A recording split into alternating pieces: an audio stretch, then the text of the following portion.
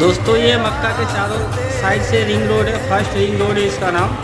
और माशाल्लाह ये आप यहाँ से पूरा रिंग रोड घूमोगे तो मक्का का जो है काबा शरीफ चारों तरफ से रिंग रोड घूम के आप वापस एक जगह पे आ सकते हो। ये देखो ये नया वाला होटल एड्रेस है, ये जबल उमर के अंदर है। और आप यहाँ से देखो ये अभी हरम माशाल्लाह दिखाई देने लगा, ये मैरिड होटल है।